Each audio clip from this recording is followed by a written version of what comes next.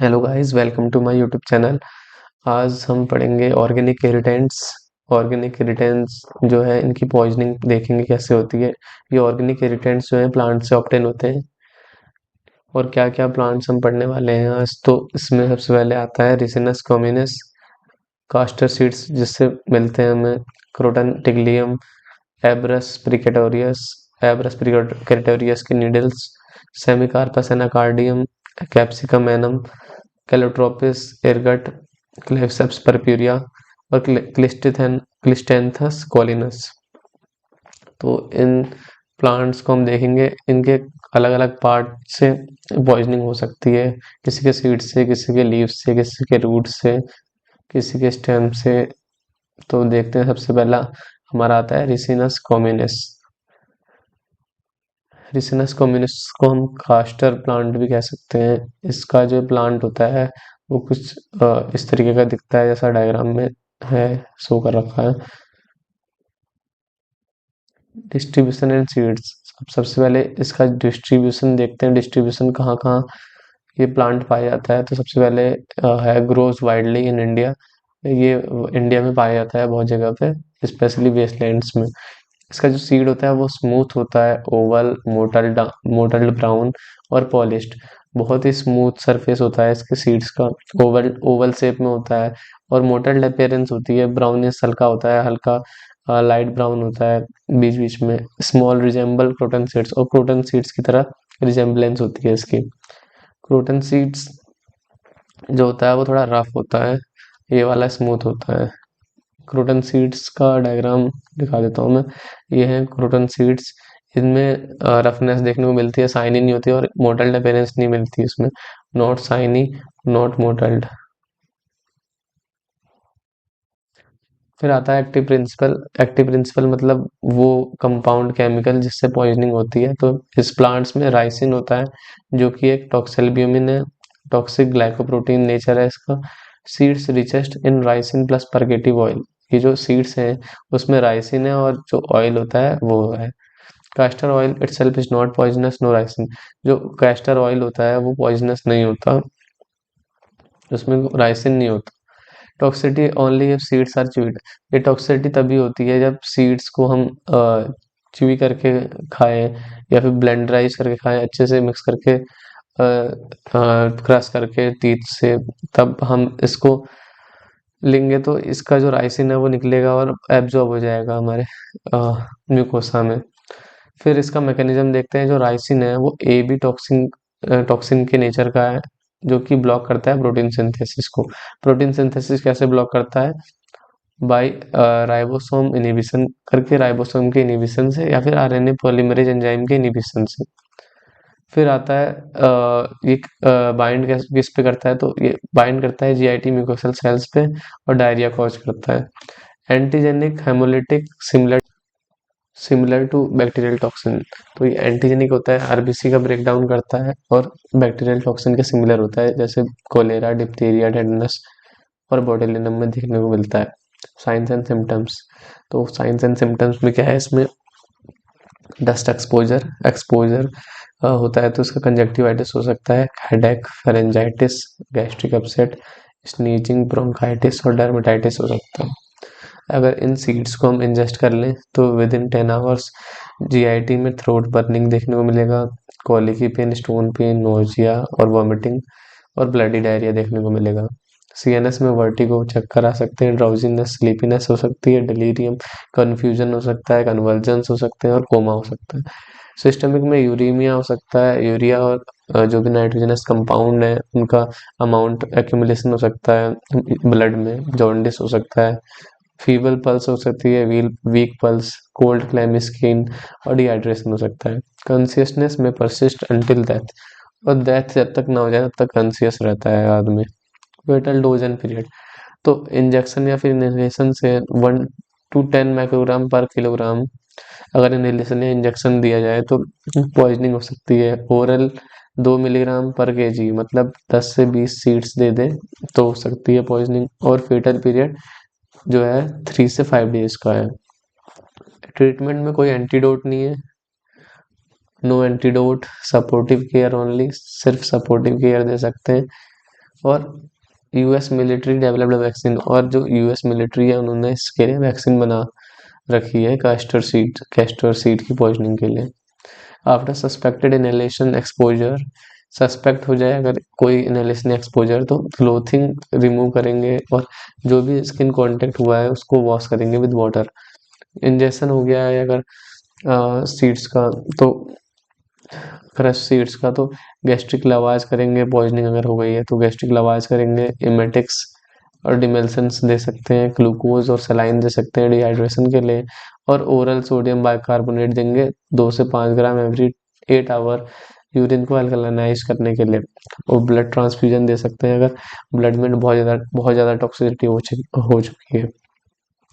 फिर आता है पोस्टमार्टम फाइंडिंग्स। पोस्टमार्टम फाइंडिंग्स में डेथ फ्रॉम इंजेक्शन रेयर होता है, जो कैप्सूल होता है उसका इनडिजेस्टेबल होता है। जीआईटी जो म्यूकोसा है उस पर कंजेशन देखने को मिलेगा।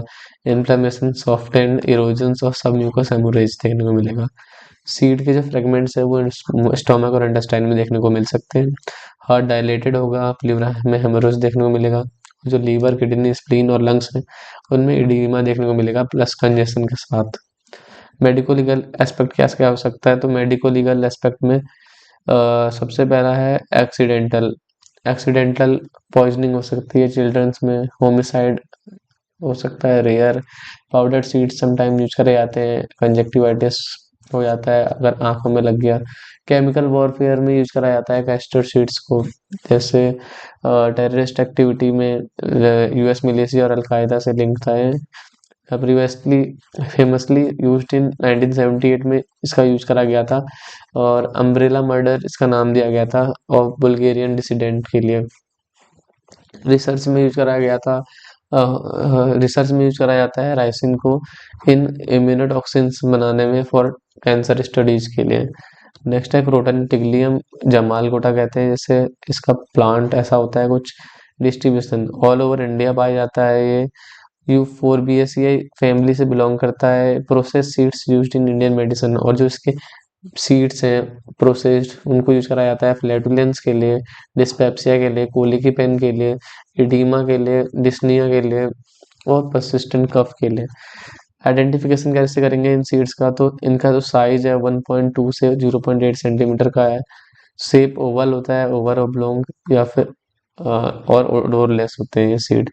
कलर जो है डार्क ब्राउन या फिर ब्राउनिश ग्रे सेल होती है इनकी, और इनका रिजेम्बलेंस कास्टर सीड से होता है, लेकिन ये शाइनी नहीं होते और मोटल अपीयरेंस नहीं होता इनमें। ये इन सीड्स का डायग्राम शो करा गया है। फिर आता है एक्टिव प्रिंसिपल्स। तो एक्टिव प्रिंसिपल में क्या पॉइजनिंग होता है, कौन से पार्ट जो प्लांट का है वो पॉइजन करता है, तो ऑल पार्ट्स पॉइजनस है इसमें। सीड्स सबसे ज़्यादा कंसंट्रेटेड है। क्रोटीन होता है इसमें और क्रोटोनोसाइड होता है। क्रोटीन एक टोक्सल्ब्यूमिन है और क्रोटोनोसाइड एक ग्लाइकोसाइड है। सिम्टम्स क्या क्या देखने को मिलेंगे इसमें। इंजेक्शन करने पे पेन मिलेगा देखने को, माउथ से स्टमक पूरा टोटल पेन मिलेगा जैसे जैसे इंजेक्शन होगा। और जो हमारा कैस्टर सीड था उसमें सिर्फ थ्रोट में पेन, बर्निंग पेन देखने को मिल रहा था। सलाइवेशन होगा इसमें, nausea, vomiting, purging, vertigo, bloody stools with severe griping pain, जिससे प्रोस्ट्रेशन हो सकता है। सर्कुलेटरी और रेस्पिरेटरी कोलैप्स हो सकता है, जिससे फाइनली डेथ हो जाएगी। स्किन पे अगर ये कांटेक्ट हो इसका ऑयल, तो बर्निंग सेंसेशन फील करेगा, रेडनेस और वेसिकेशन देखने को मिलेगा। फिर आता है फेटल डोज एंड पीरियड। तो इसके 4 क्रश सीड्स, वहाँ 10 से 20 सीड्स यूज हो रहे थे फेटल डोज के लिए, यहाँ पर 4 क्रश सीड्स फेटल डोज है। 3 ड्रॉप्स ऑयल भी इसका फेटल डोज की तरह काउंट होता है। फेटल पीरियड 6 घंटे से 3 दिन का इसका फेटल पीरियड होता है। क्वेस्टर में 3 से 5 दिन, 3 से 5 दिन का गैप था। फिर आता है ट्रीटमेंट। ट्रीटमेंट के लिए स्टोमक को वॉश करेंगे, जो भी पॉइजनिंग हो रही है उसको, उसके लिए हम गैस्ट्रिक लावाज, इमेटिक्स दे सकते हैं, निमलसेंट्स दे सकते हैं, मिल्क या फिर एग वाइट, मॉर्फिन और एट्रोपिन दे सकते हैं पेन रिलीफ के लिए और सिक्रीशन रिड्यूस करने के लिए। आईवी ग्लूकोज प्लस सलाइन दे सकते हैं डिहाइड्रेशन से बचने के लिए और कोलैप्स ना हो पेशेंट इसलिए। पोस्टमार्टम में सेम फाइंडिंग्स हैं कैस्टर पॉइजनिंग की तरह, जैसे इन्फ्लेम हो जाएगी म्यूकोसा, हेमोरेजेस देखने को मिलेंगे और सीड फ्रेगमेंट्स देखने को मिलेंगे। मेडिको लीगल में एक्सीडेंटल पॉइजनिंग हो सकती है, mistaken injection suicide, homicide rare है। अबॉर्टिफिशिएंट की तरह यूज करा जाता है प्रेगनेंसी को अबॉर्ट करने के लिए। रूट और ऑयल समटाइम्स यूज्ड इंटरनली। और एरो पॉइजनिंग में इसका यूज करा जाता है, क्योंकि एक इम्पॉर्टेंट चीज़ है इसमें याद रखने के लिए। एरो पॉइजनिंग में यूज करा जाता है हमारा जमाल गोटा को। Oil applied to weapons. फिर आता है हमारा नेक्स्ट एब्रस प्रिकेटोरियस। तो एब्रस प्रिकेटोरियस का दूसरा नाम है रत्ती, गुंची या फिर जैकेरिटी। तो इसके जो सीड्स होते हैं रेड कलर के होते हैं कुछ, और उनके एंड पे एक ब्लैक स्पॉट होता है। तो सबसे पहले तो ये ऑल ओवर इंडिया डिस्ट्रीब्यूटेड है, लेग्यूमिनेसी फैमिली में आते हैं। और जो इनका जो हर एक पार्ट है प्लांट का वो पॉइजनस होता है, ऑल पार्ट्स पॉइजनस। फिर आइडेंटिफिकेशन ऑफ सीड्स। सीड्स कैसे होते हैं इसके? सीड्स होते हैं एग शेप, एग एग के शेप की तरह होते हैं। स्कारलेट मतलब red, red type, red colour के होते हैं with black spot at one end पे। और इसकी वाइट वेराइटीज भी देखने को मिलती हैं। इसका साइज कितना है? साइज इसका 0.83 से 0.62 सेंटीमीटर तक है। वेट 105 मिलीग्राम का एक सीड है। टेस्टलेस होता है और ओडोरलेस होता है। ट्रेडिशनली गोल्ड स्मिथ यूज करते थे सिल्वर और गोल्ड को वेट करने के लिए। एक्टिव प्रिंसिपल में इसमें चार एक्टिव प्रिंसिपल्स है मेन। एब्रिन, एब्राइन, हेमाग्लूटिनिन और एब्रिलिन। एब्रिन जो होता है वो थर्मोलेबाइल, टेम्परेचर से लेबाइल टेम्परेचर की प्रेजेंस में डिग्रेड हो जाएगा। और टॉक्सल्ब्यूमिन है। एब्राइन जो है एमिनो एसिड है। हेमोग्लूटिनिन लिपोलाइटिक है। और एब्रेलिन ग्लाइकोसाइड है। सिम्टम्स क्या क्या देखने को मिलते हैं? इंजेस्ट करने पे इन सीड्स को एब्डोमिनल पेन देखने को मिलेगा, nausea, vomiting, bloody diarrhoea, weakness, cold perspiration, trembling hands, weak pulse, rectal bleeding, tachycardia, headache, dilated pupils, hallucinations, drowsiness और टेटनी, और सर्कुलेटरी कोलैप्स फाइनली। जो ये ब्लडी डायरिया है वो हमने और किस में देखा था? तो ब्लडी डायरिया हमने देखा था ब्लडी स्टूल्स हमने इसमें देखा, जो जमाल गोटा है उसमें। और ब्लडी डायरिया हमने देखा कैस्टर सीड्स में। कहाँ गया ये रहा ब्लडी डायरिया? कास्टर सीड्स में। कास्टर सीड्स में है ब्लडी डायरिया। और एब्रस प्रिकेटोरियस में। प्रिकेटोरियस।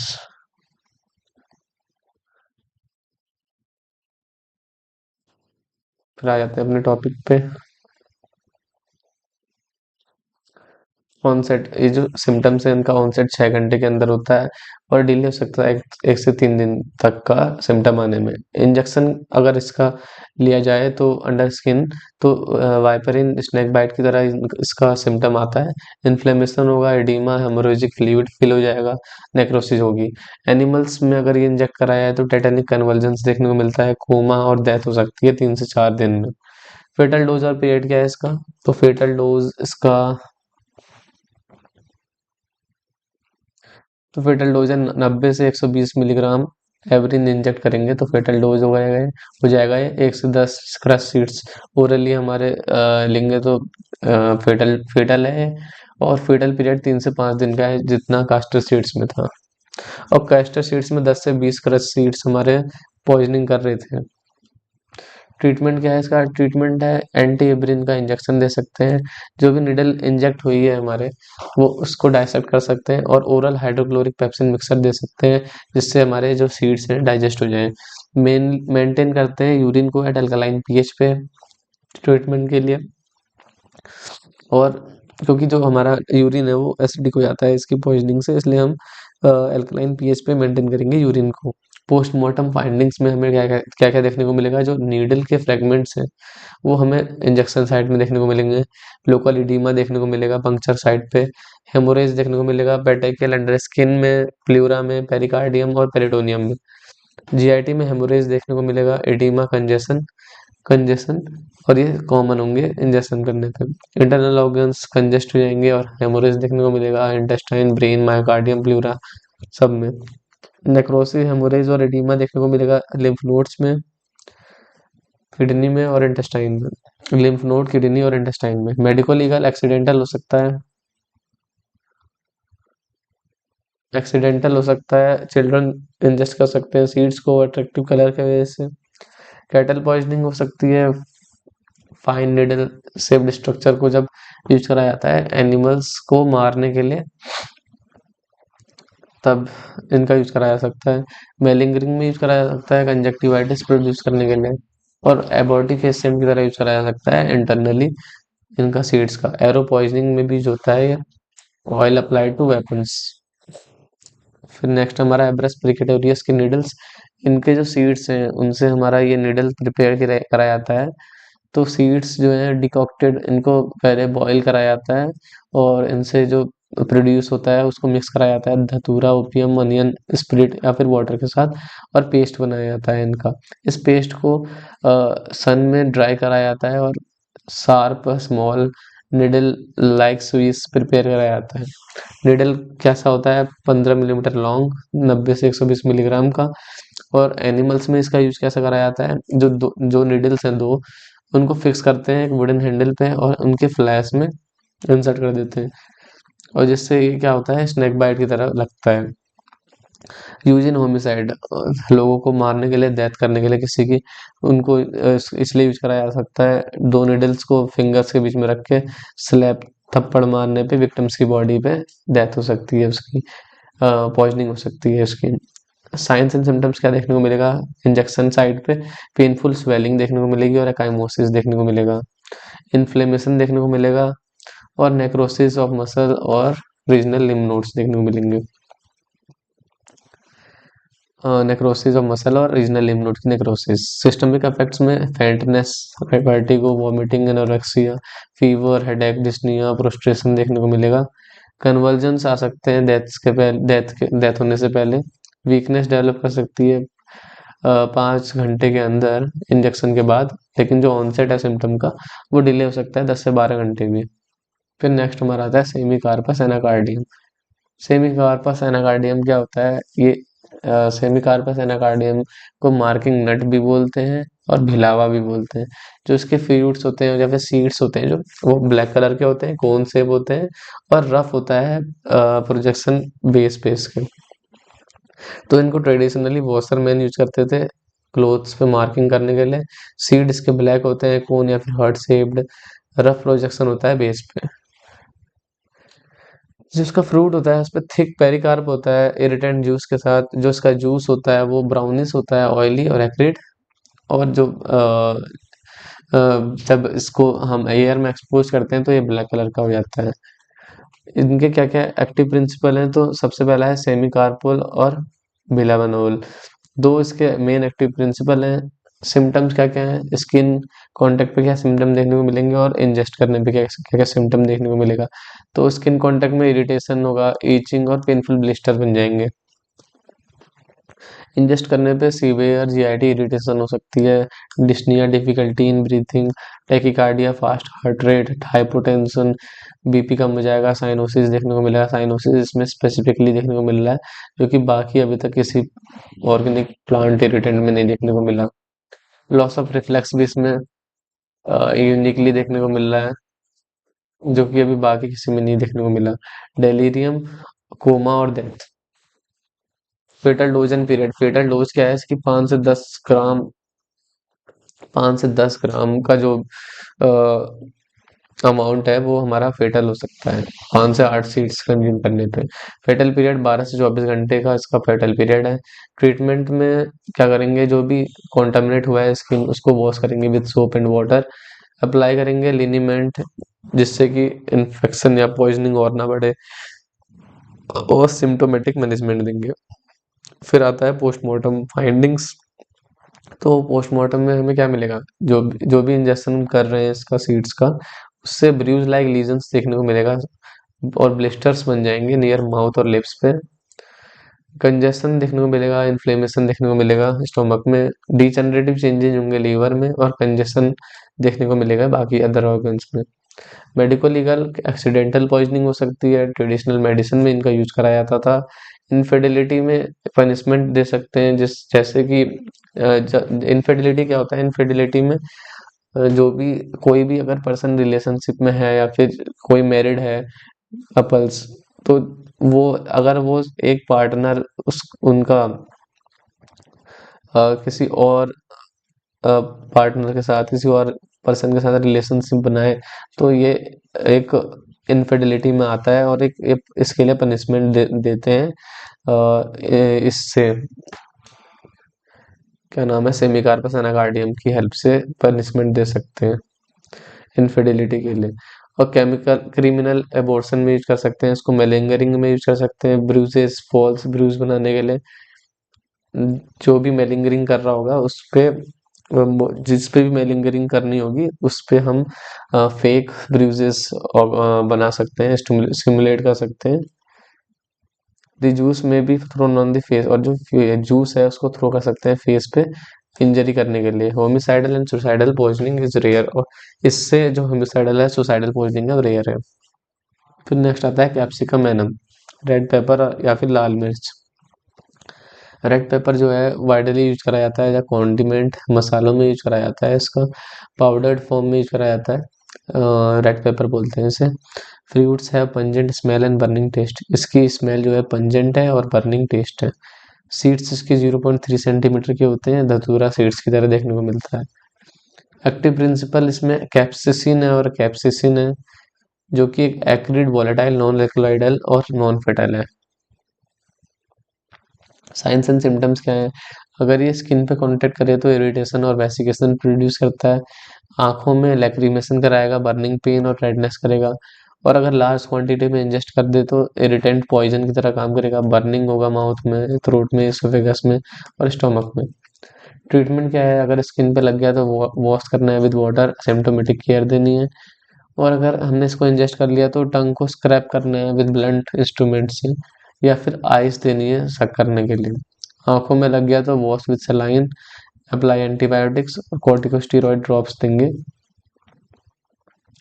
फिर मेडिको लीगल एस्पेक्ट में क्या क्या है, throne into I for facilitating robbery, तो आंखों में फेंका जाता है रॉबरी करने के लिए, चोरी करने के लिए। Powder use as torture, torture करने के लिए किसी को यूज करा जाता है इस पाउडर को, जैसे किसी कोई चोर है तो अ,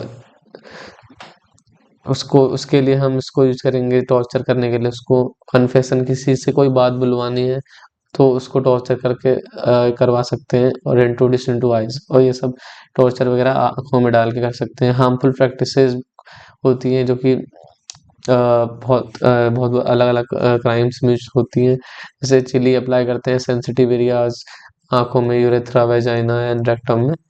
बर्न अंडर नोज में इंसर्ट कर सकते हैं, और रोब रब्ड ऑन फीमेल ब्रेस्ट, तो इन सब चीज़ों से सीवियर बर्निंग और इरिटेशन देखने को मिलेगा। सुपरस्टिशियस यूज भी होता है इसका, जो चीली होते हैं उनको जलाने पे, बर्न करने पे जो फ्यूम्स निकलेंगे उससे माना जाता है कि जो भी डेविल्स और घोस्ट हैं वो दूर हो जाते हैं।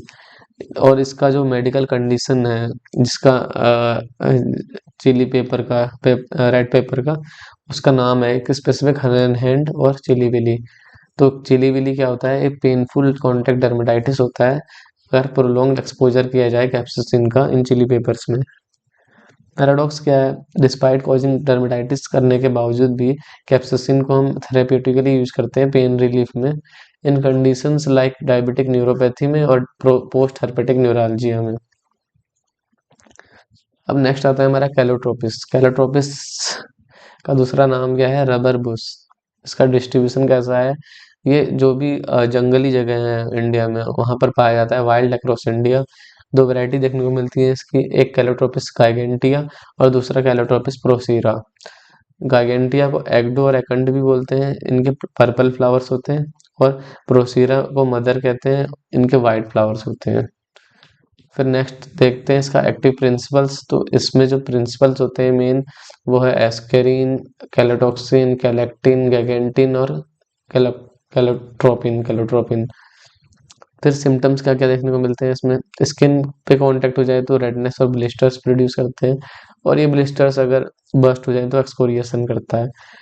आई में कंजक्टिवाइटिस देखने को मिलता है और परमानेंट विजन इम्पेयरमेंट भी हो सकती है। इंजेस्ट करें इसको तो इसका बिटर टेस्ट होता है, कड़वा टेस्ट होता है, बर्निंग पेन प्रोड्यूस करता है ये माउथ, थ्रोट और एब्डोमेन में, नोजिया, वोमिटिंग और डायरिया कॉज करवाता है। प्यूपिल्स डायलेशन हो जाती है इसमें। कैलोट्रोपिस में टाइटेनिक कन्वर्जेंस देखने को मिलता है और कोलैप्स हो सकता है और डेथ हो सकती है। फेटल डोज क्या है, कोई डोज अनसर्टेन है, कोई डोज प्रॉपर नहीं बोल सकते फेटल के लिए, और 12 घंटे का फेटल पीरियड है। सिम्टोमेटिक ट्रीटमेंट देंगे, गैस्ट्रिक लवास कर सकते हैं वार्म वाटर के साथ, डिमल्सेंट दे सकते हैं और मॉर्फिन दे सकते हैं पेन रिलीफ के लिए।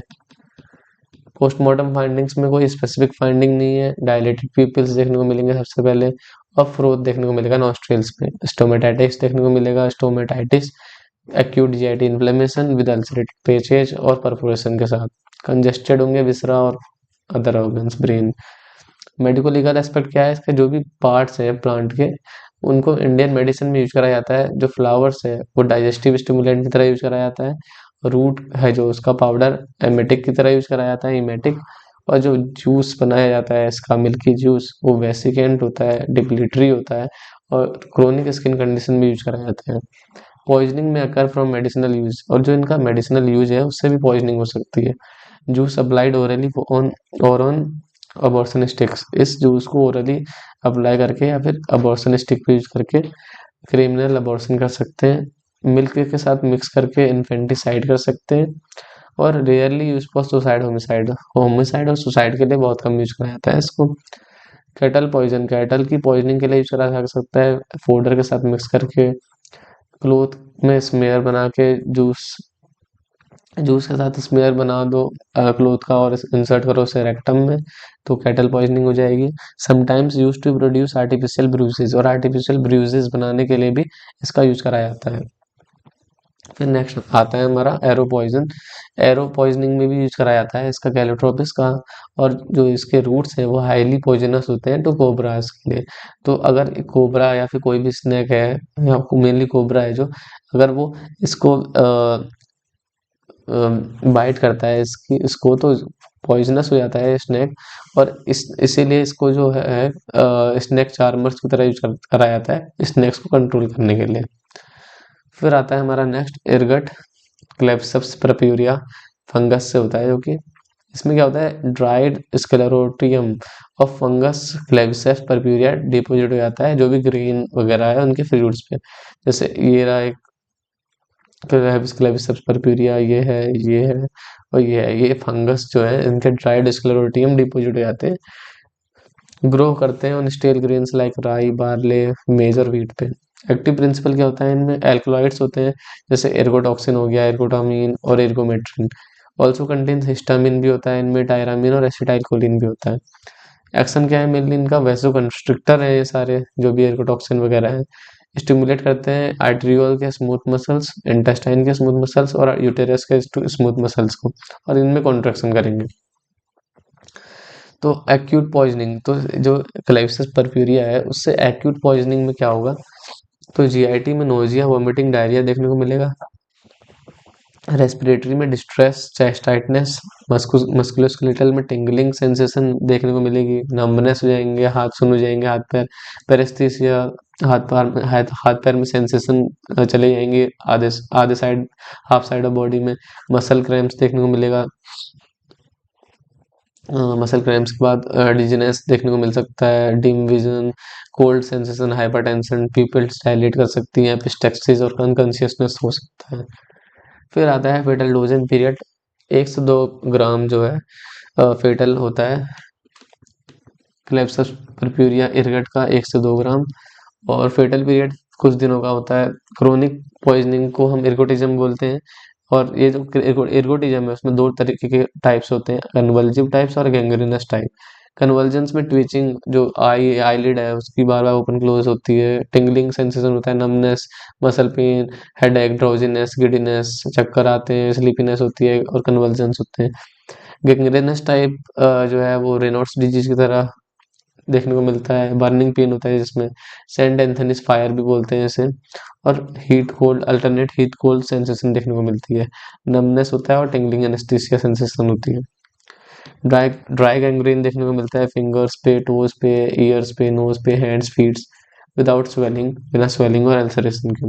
ट्रीटमेंट के लिए हम इसमें स्टोमक का वॉश कर सकते हैं, प्लस एक्टिवेटेड चारकोल दे सकते हैं, इमेसिस दे सकते हैं, एपिकेक सिरप जैसे, और परगेसन दे सकते हैं। नाइट्रोप्रोसाइड या नाइट्रोग्लिसरीन दे सकते हैं वेजोस्पाज्म को काउंटरैक्ट करने के लिए प्राइजोसिन, कैप्टोप्रिल, निफेडेपिन ऐसे प्रोपेप्टाइडिन दे सकते हैं लिम्ब इस्कीमिया को बचाने के लिए। विटामिन ए दे सकते हैं कन्वर्जिव टाइप के लिए, और सीडिसन दे सकते हैं फिनोबार्बिटल और डायजेपम। नेक्स्ट हमारा आता है नॉन स्पेसिफिक, जो पोस्टमार्टम फाइंडिंग्स हैं वो क्या क्या होंगी। तो नॉन स्पेसिफिक फाइंडिंग्स होंगी, इसमें इंटरनल ऑर्गन कंजेशन देखने को मिलेगा। जो कन्वल्जिव टाइप है उसमें पोस्टीरियर स्पाइनल कॉर्ड का डिजेनरेटिव चेंज देखने को मिलेगा। गैंग्रेनस टाइप में एटेरियोलर एंटीमा है, जो आर्टेरियोल्स का एंटीमा है उनमें डिजेनरेशन देखने को मिलेगा। थ्रोम्बस का formation, gangrenous change in affected parts में। मेडिको लीगल एस्पेक्ट क्या है इसका, तो एयरगेट पॉइजनिंग में जो पॉइजनिंग होगी वो एक्सीडेंटल हो सकती है। जैसे ब्रेड बनाया जाता है जिन ग्रेन से, जिन राइस से, उनमें ये फंगस जा सकता है और मास पॉइजनिंग कर सकता है। अबॉर्टिफिशिएंट की तरह यूज कराया जा सकता है अबॉर्ट कराने के लिए प्रेगनेंसी में। सिस्टमिक पॉइजनिंग भी इसकी पॉसिबल होती है। क्रोनिक पॉइजनिंग हो सकती है, जैसे हिस्टोरिकली देखा गया है क्रोनिक पॉइजनिंग जब एयरगट की मेडिसिन प्रिपेयर करते हैं फॉर माइग्रेन और प्रोलॉन्ग्ड यूटेराइन हेमोरेज के लिए। तो इन माइग्रेन और यूटेराइन हेमोरेज के लिए जो एयरगट यूज करे जाते हैं, एयरगट मेडिसिन, उनसे भी क्रोनिक पॉइजनिंग देखने को मिली है हिस्टोरिकली। फिर नेक्स्ट आते हैं हम क्लिस्टेंथस कोलिनस, जिसका दूसरा नाम है ऑर्डिवेंथेलाई। जनरली क्या क्या देखने को मिलता है इंट्रोडक्शन में इसके है टॉक्सिक श्रब। तो ये श्रब होता है, जो श्रब क्या होता है, जो एक पर्टिकुलर लेवल होता है प्लांट में, उसके ऊपर होता है ये shrub. Common in south India, south India में सबसे ज़्यादा पाया जाता है। Often consumed for suicidal purposes, suicides के लिए ज़्यादातर यूज करा जाता है यंग वुमेन के द्वारा रूरल एरियाज में। ऑल पार्ट्स टॉक्सिक हैं इसके। मैकेनिज्म जो है टॉक्सिसिटी की और ऑर्गन डिस्फंक्शन की वो पूरी तरीके से हम नहीं समझ पाए हैं अभी तक। जो इसका एक्टिव प्रिंसिपल होता है वो लीव्स में पाया जाता है ज़्यादातर, लीव्स में, जिसका नाम है एराइल नेप्थलीन लिग्नेन लैक्टोन्स। एराइल नेप्थलीन लिग्नेन लैक्टोन्स, जिसका पर्टिकुलर नेम डाइफिलिन है, डाइफिलिन। और एक दूसरा ग्लाइकोसाइड डेरिवेटिव होता है इसमें, जिसका नाम है cleistanthin A and B, cleistanthin A and B. अब इसके सिम्टम्स पे आते हैं। सिम्टम्स में सबसे पहला है रीनल ट्यूबुलर का डिस्फंक्शन हो जाता है, हाइपोकैलेमिया और metabolic acidosis. Normal anion gap metabolic acidosis होता है। सीवियर केसेस में ARDS हो सकता है, respiratory distress syndrome, acute respiratory distress syndrome, और कार्डियक डिसरिथमिया हो सकता है। कार्डिनल फीचर्स क्या क्या होते हैं इसमें, ऑर्डोमेंथेलाई में या फिर क्लिस्टेंथस में, तो हाइपोकैलेमिया हो सकता है इसमें मेटाबॉलिक एसिडोसिस के साथ और कार्डियोटॉक्सिसिटी के साथ। मोर्टेलिटी हो सकती है, डेथ हो सकती है ड्यू टू कार्डियक एरिथमिया से, रीनल फेलियर से, शॉक से और रेस्पिरेटरी फेलियर से। फिर डिटेक्शन करेंगे, इसका डिटेक्शन के लिए एलाइजा यूज कर सकते हैं क्लिस्टेंथिन ए और बी के लिए। फिर ट्रीटमेंट देखते हैं। इसका ट्रीटमेंट में हम जो भी इलेक्ट्रोलाइट इम्बैलेंस हुआ है उसको करेक्ट करेंगे और मॉनिटर करेंगे, जो भी वाइटल्स हैं, बीपी वगैरह, रेस्पिरेटरी रेट। सिम्टोमेटिक ट्रीटमेंट देंगे और सजेस्टेड एंटीडोट्स के लिए हमारे पास है एनासिटाइलसिस्टिन, एलसिस्टिन, मेलाटोनिन और T thiol containing compounds, thiol containing compounds हम यूज कर सकते हैं एंटीडोट के फॉर्म में। तो इतना ही था इसमें ऑर्गेनिक इरिटेंट्स हमने जितने पढ़ लिए उतने ही हमारे इंपॉर्टेंट हैं। रिसिनस कॉम्बिनस, क्रोटन एब्रस प्रिकेटोरियस, वीज, सेमिकार्पस, एनाकार्डियम, कैप्सिकम, एनम, एलोट्रोपिस, एरगट और क्लिस्टेंथस कॉलिनस। जो कि क्लिस्टेंथस कॉलिनस जो है मोस्ट कॉमनली यूज करा जाता है for suicidal poisoning, suicidal poisoning में यूज करा जाता है। सुसाइडल सुसाइडल पॉइजनिंग में यूज करा जाता है इसको मोस्ट कॉमन साउथ इंडिया में यंग वुमेन के द्वारा। तो ऑर्गेनिक इरिटेंट में हमारा इतना ही था, तब तक के लिए पढ़ते रहो।